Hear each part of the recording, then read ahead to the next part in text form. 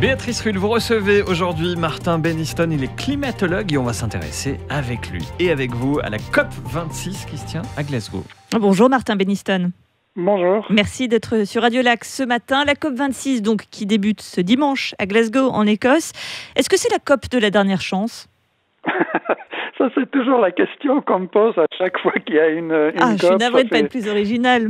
Non, mais c'est vrai qu'on a vu ça avec la conférence de Copenhague en 2010, celle de Paris en 2015, etc. Mais ce qui est vrai, c'est que plus on tardera à prendre des mesures sérieuses, plus la question climatique sera aiguë. Donc, parce que pendant qu'on décide de ne rien faire ou de faire le strict minimum, les gaz à effet de serre continuent à s'accumuler dans l'atmosphère et le climat s'emballe, quoi. Donc, c'est clair que s'il n'y a aucune décision majeure qui ressort de la conférence de Glasgow ces prochains jours, eh bien, ça va reporter le problème à plus tard et les solutions également, quoi. Lors de cette COP, il y a un examen des progrès accomplis depuis les accords de Paris qui doit être fait. Est-ce qu'on a vraiment accompli des progrès depuis les accords de Paris ? Alors, il y a certains pays qui ont effectivement amélioré un petit peu l'offre, si j'ose dire, qui était sur la table des négociations il y a 5 ans à Paris. Ils ont des engagements peut-être un peu plus fermes quant à la réduction de leurs émissions de carbone.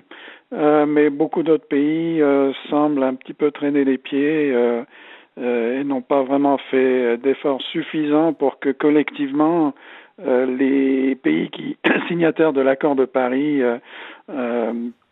on sera toujours au-delà de ces fameux 1,5 à 2 degrés fixés par l'accord de Paris qu'il ne faut pas dépasser si on veut éviter des impacts sévères du changement climatique. Donc on se dirige plutôt à l'heure actuelle vers un climat qui pourrait se réchauffer de 2,7 à 3 degrés, d'après les dernières informations. Ce qui est donc extrêmement important. La Suisse, elle se situe comment ? Plutôt bonne ou mauvaise élève ?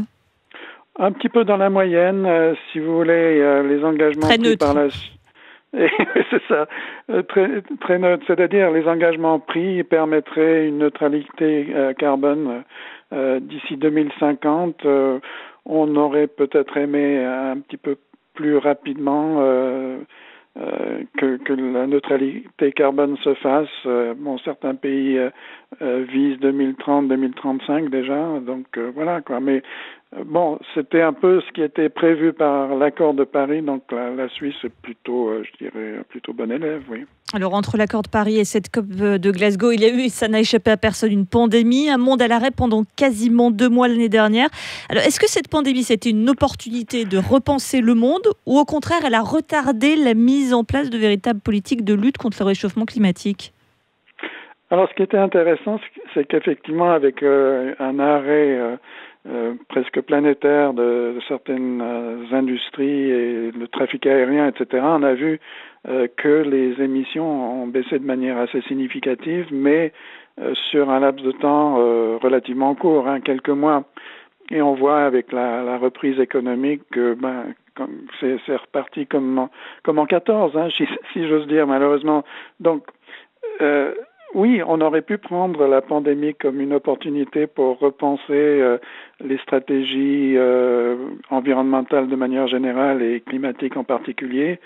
Je vois malheureusement que l'économie domine et on est reparti dans une logique de consommation et d'émissions de gaz à effet de serre assez rapide, quoi. Pourtant, on a des effets très concrets. On va prendre l'exemple de l'été dernier en Europe. Juste à côté de chez nous, on avait des inondations spectaculaires à Bruxelles, en Belgique et en Allemagne. En même temps, on avait des canicules sans précédent en Espagne. Le dérèglement, il est là concrètement en 2021, peut-être même plus vite que ce que l'on craignait.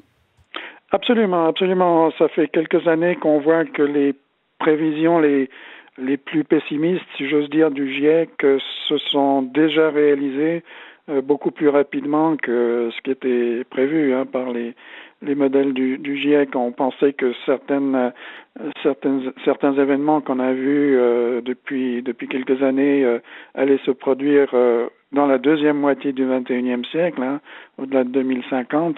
Et là, on voit, par exemple, avec les presque 50 degrés dans l'Ouest canadien cet été, comme vous dites également en Espagne, etc., qu'on est vraiment dans une logique de dérèglement beaucoup plus rapide qu'anticipé, disons, il y a une dizaine d'années. Vous parliez de l'importance de prendre des engagements concrets à cette COP26. Quels seraient les engagements concrets que devraient prendre les pays? Véritablement, c'est maintenant ou jamais. C'est-à-dire, il faudrait vraiment que tous les pays soient d'accord, quelle que soit la méthode pour y arriver, d'atteindre la neutralité carbone, si possible, bien avant 2050, qui est une des dates butoirs un petit peu symboliques. Il y a également toute la question du fonds de 100 milliards de dollars par année qui est destiné aux pays les plus pauvres, pour qu'ils puissent se prémunir contre les risques les plus négatifs du changement climatique. On est encore assez loin de ces 100 milliards de dollars. Je crois qu'il y a 79 milliards qui sont, qui sont acquis. Donc, il manque quand même à peu près 20% de cette somme. Et même si cette somme peut paraître très importante, pour certains dégâts liés au changement climatique, je pense par exemple à la protection côtière d'un pays comme le Bangladesh, un des pays les plus pauvres de la planète, protection contre la montée du niveau des mers, rien que ce pays-là pourrait engloutir ces 100 milliards de dollars sur plusieurs années. Et donc, comment est-ce qu'on distribue cet argent? Quelles seront les priorités? Quel pays, etc. Donc, il y a toute cette question aussi du financier lié à la question climatique qui n'est pas totalement résolue. Et je crois que les négociateurs à Glasgow vont se pencher aussi sur cette question. Merci beaucoup, Martin Benniston, climatologue. Donc, pour ces enjeux de cette COP26 et promis pour la COP27, je ne vous demanderai pas si c'est celle de la dernière chance. Avec plaisir.